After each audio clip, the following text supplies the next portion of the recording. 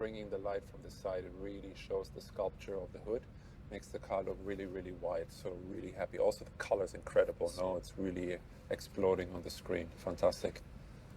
Hey guys, we are here in the studios to create some assets for our new baby, the GranTurismo, some video, photo assets. And since we have the car here, let's get up and take a look together.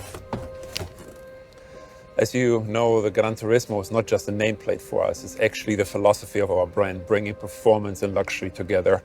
And that is really apparent in how we have designed the new GranTurismo. So let's take a closer look. Before the invention of the GranTurismo concept 75 years ago, a customer basically had to decide between a race car or a car for the road. And what the concept of GranTurismo did is brought these two worlds together. So you could track your car and then drive it home. Basically, by combining this central fuselage with the engine, which in that day was basically that of a Formula One car, and making the car road legal by adding headlights and the volumes that protect the wheels. And the F1 technology is still with us today. The Nettuno engine of the GranTurismo, which comes from the MC20, is mid-car mounted and is utilizing Formula One technology. And that allows us to also, in this case, keep the center line of the car extremely low and allowing the flares, these muscles, to really stand out and create this beautiful sculpture. Now, sculpture combined with purity is extremely important for us because we're not designing cars for a 3-year lease contract. Our cars will go into your collection. They will go into a concours d'élégance, so they need to express visual longevity. And part of that pursuit of perfection is also to eliminate the cut line that we previously had here on the hood. And we're now moving over to the side to be almost invisible and creating this beautiful clamshell hood that in itself is an engineering masterpiece and belongs onto the wall of a museum to be appreciated as a sculpture. The face of the car is very recognizable, being that from the MC20 and the Grecale with this very, very low mouth, of course, featuring our Trident, which for me is the coolest logo in the industry, combined with those vertical headlights, really expressing this new Maserati design DNA on completing the family between MC20, Grecale, and the new GranTurismo. So let's take a look at the side of the new GranTurismo.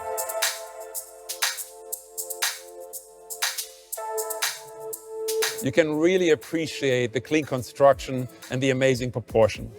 But believe me, clean construction, clean design is the most difficult thing for a designer because there's so many things in your way. You have to consider the glass drop. You have to consider the hinges of the door. You have to consider side impact. But still, with tight collaboration with the engineering team in Modena, we're able to create this very, very pure sculpture, the very pure fuselage design of the door and the rest of the car. When it comes to the front, these beautiful muscles that are covering the massive front tires, 265/20, and the big 295 21-inch wheels. When it comes to this part, we're really applying still the human hand. Yes, we're using lasers, we are digitizing, we're scanning, we're using data. But when it comes to such critical parts of the car that are so important to our design and DNA, we're still applying the touch of the human hand. But let's talk about proportion. Proportion is so important for Maserati and of course a car like the GranTurismo. We were able to accomplish a magic dash-to-axle ratio.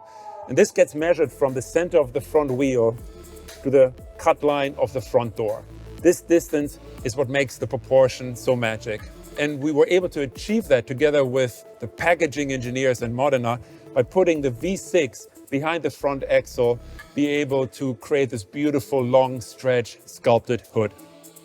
Now, at the same time, when it comes to the cabin, the challenge was to find space for 4 grown adults. We wanted at the same time to create something very intimate, something that looks very tight, very sporty. And the trick is, when you look at the central line here, that is actually quite high because it has to clear the head of the rear passengers. At the same time, you have the dropping line, the graphic of the window. This distance is quite big, but allows us to combine package for 4 adults with the look of a very, very tight and sporty cabin. But the result, nonetheless, is through great packaging that we can hold 4 adults and we can combine that with supercar performance that in this combination really lets the GranTurismo stand out.